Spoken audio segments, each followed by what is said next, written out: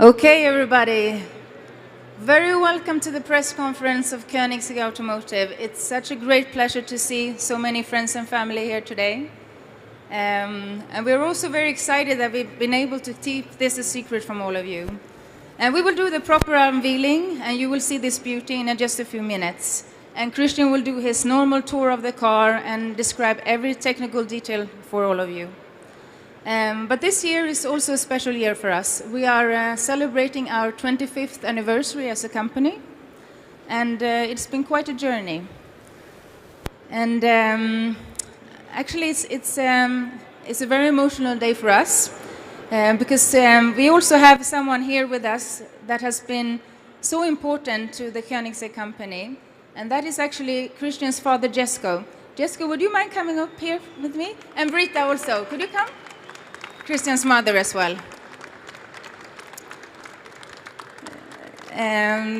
Not many of you might know this, but JESKO has always loved horsepower. But in the early days, it was more 1 horsepower. JESKO was an amateur jockey, and he shared this passion with his father. And they had race horses, and he competed and won a lot of races.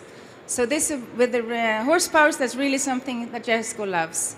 Now, more, around 1,000, but still.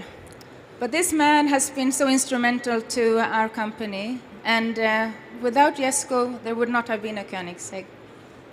And yeah, JESKO.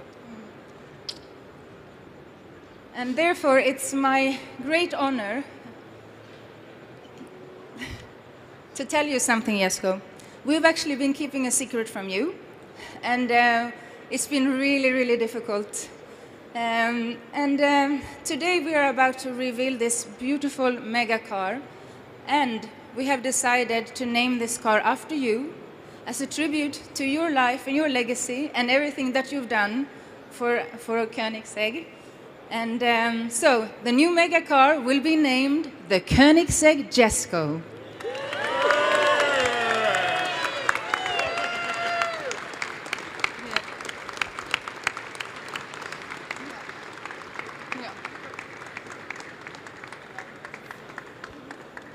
So everybody, we will start the presentation now. We will dim the lights, and finally you will get to see this beautiful mega car, the Konnisegg JESKO.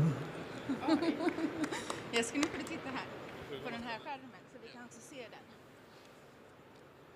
Britta, kom, för det är kul att se den här skärmen också här på så, den här skärmen. Det kommer grejer här på den här skärmen.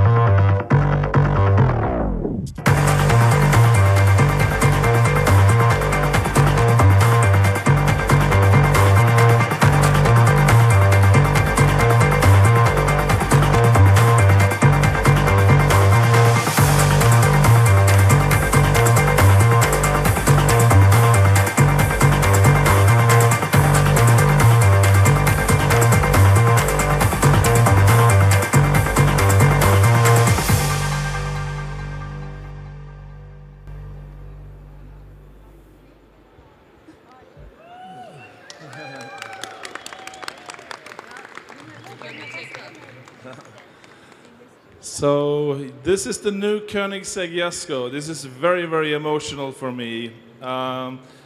In the press material, we'll hear a little bit more about the background stories, how I worked with my father for 5-6 years in the early years, and JESKO just turned 80 a few months ago, and we are having this 25th anniversary this year and a new car model.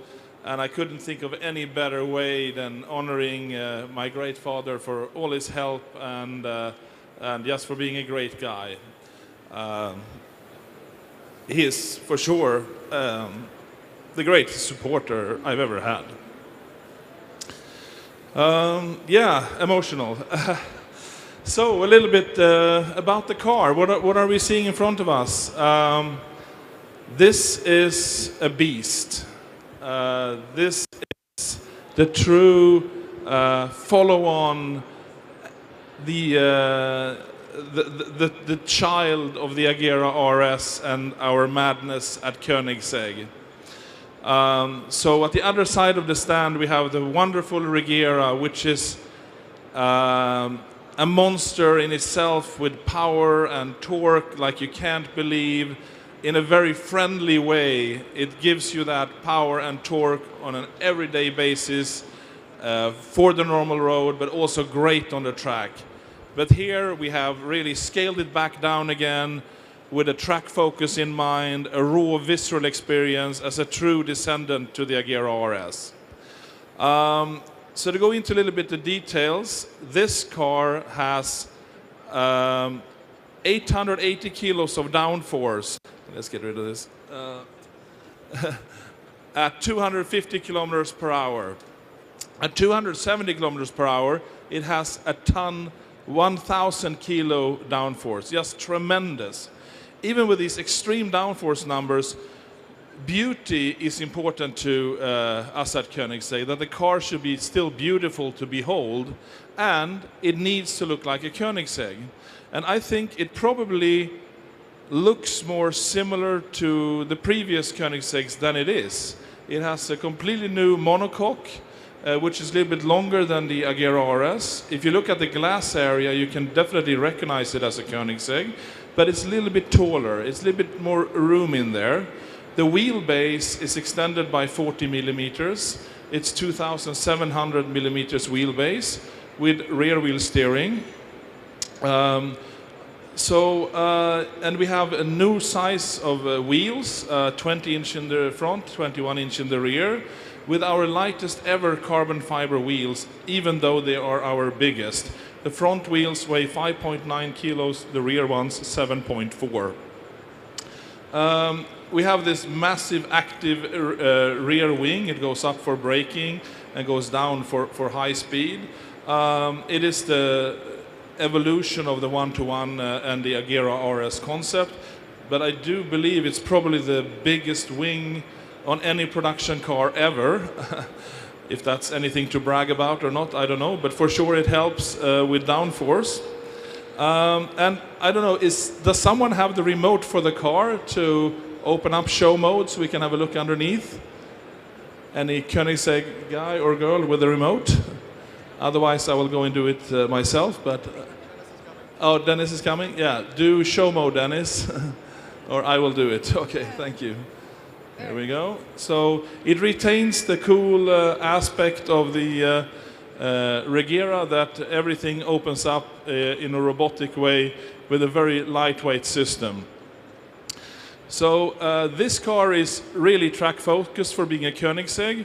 So like on the one-to-one, we sacrificed the possibility to store the roof in the front for aerodynamics. You can still unscrew the roof. It's screwed in as a structural member for maximum stiffness, but you can unscrew it and leave it at home and drive fast back home if it's raining. That's kind of the solution for this car. There will be a sister car to this, which has less focus on downforce and more focus on top speed. Smaller splitter, smaller wings. There you can actually fit the roof in the front. And that goes under the working name, the JESKO 300. The 300 comes from the notion that potentially it could be fast enough to break the 300 miles per hour barrier. This car is very, very lightweight. It weighs 1,400 kilos curb weight, or just over, and dry weight is around 1,200 kilos. So for being a fully homologated car for the world market with all smart airbags and all emission control and catalytic converters, everything, it's extremely, extremely light. And we do believe it will be the fastest around big famous racetracks around the world among the fully homologated cars for worldwide use. If you look closely here at the suspension in the rear, and you can see a little bit in the front, we have upgraded our triplex suspension system to also have a helper spring, an hydraulic element, an active suspension unit. Because when this car hunkers down into track mode, the downforce almost doubles, and we still want it to be comfortable and good in normal ride height. So we need a suspension system that allows for a change in spring ratio and dampening by a factor of 2.5. If you also look closely in the rear, you will see we have rear wheel steering, and as we have a little bit longer wheelbase, that means it's still very good to drive around town with a short turning circle, and for extreme top speed, it's even better. If you look closely in the interior, we have now kind of an even more intelligent steering wheel with haptic touch pads, which can be configured over the air for future upgrades, and a small screen next to the steering wheel that moves with the steering wheel and where the graphics always stays leveled, even on the side. So you're never blocking out your instrument while turning, and it's always staying leveled, so it's easy to read. And then we have a homage to maybe Switzerland and its watch industry for analog watches, if you like. It's a completely analog G-force meter sitting on top proud on the dashboard. It's just powered by G-force. It's very fluid ball bearings on rings with weight on them, and when you drive sideways, one of the weights swings sideways, so you get a readout, and when you accelerate or brake, you have a rotating discs in the other direction with a weight. So it's really the simplest, most non-frill way of making a G-force meter, but using the G-force as the power to indicate what's actually going on. We have a completely new transmission for the car that we developed in-house. It's a 9-speed, 7-wet clutch transmission with an electronic differential. So with the Regera, we took the decision to go hybrid and direct drive. With the hybrid system, we could completely remove the need for shifting. Here we go the different direction. All the gears we saved in the Regera and that we shelved, we put in this car, jokes aside.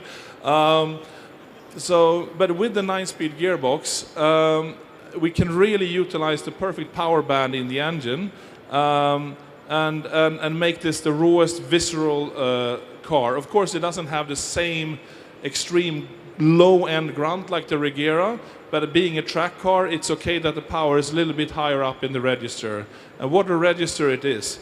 Here we have gone to a flat plane crank, the world's lightest V8 crank, as we're aware of, for a production car weighing 12 kilos.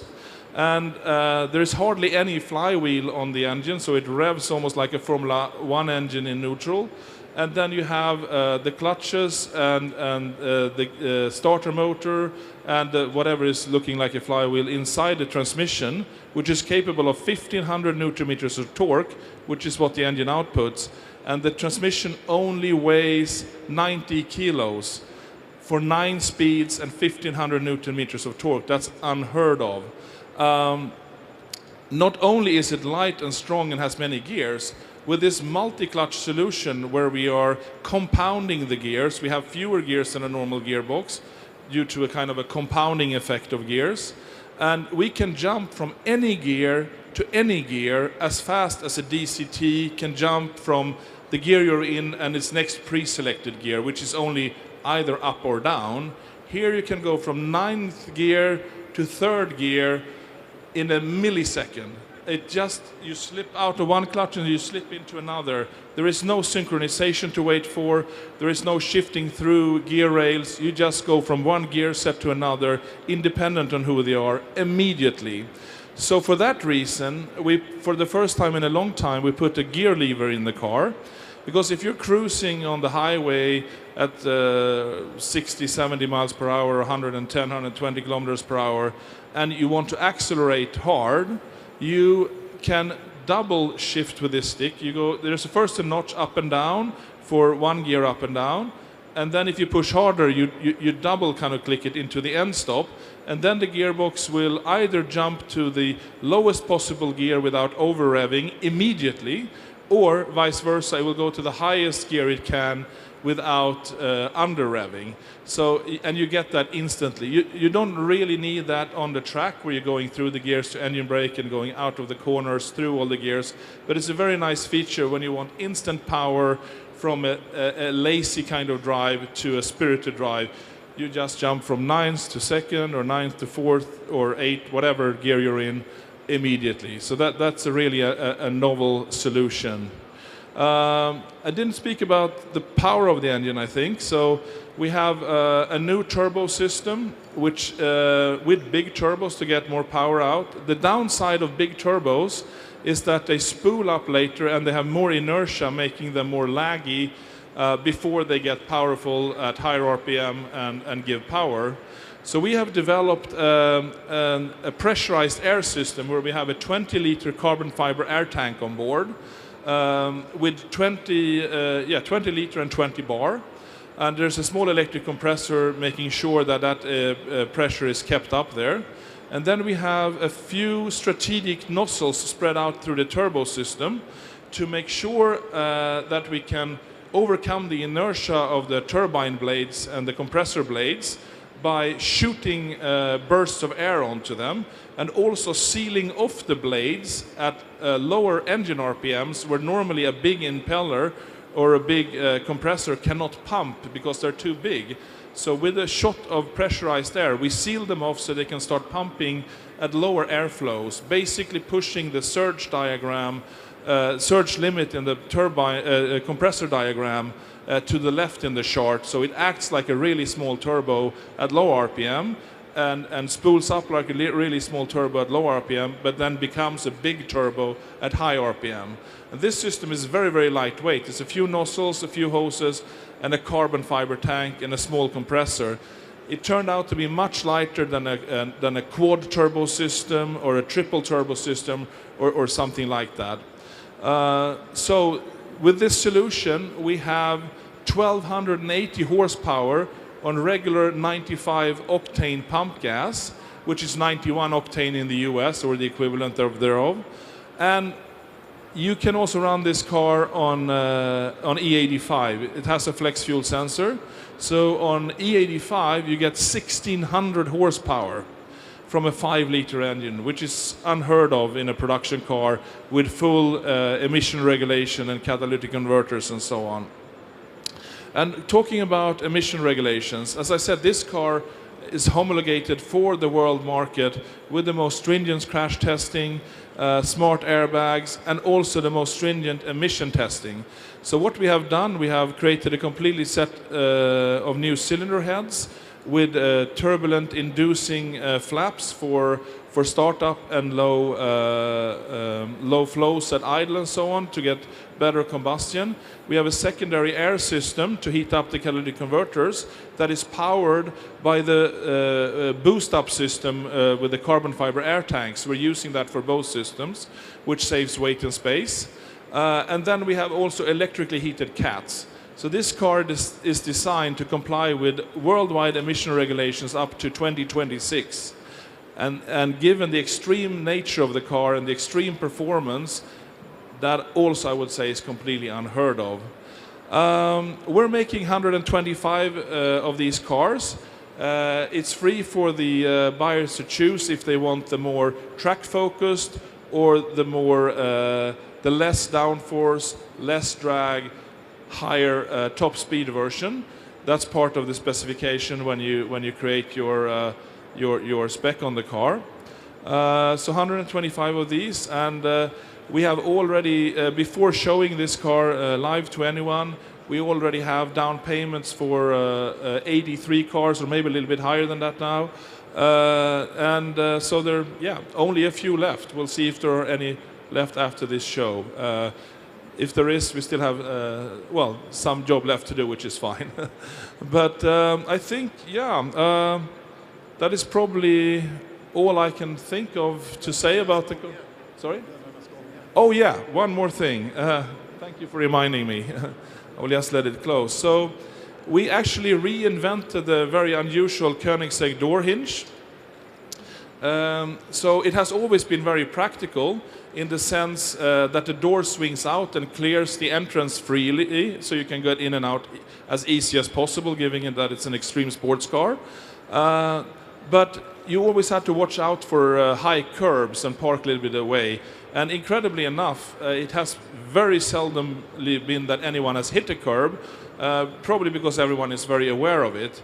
But we just reshaped the hinge a little bit, not by adding any components, just bending and twisting the parts a little bit in CAD. So we got a new motion into the hinge, which made it possible to also reissue new patents for another 20 years of this hinge mechanism, which is by now, yeah, 20 years old, given it was on the very early Konniseggs.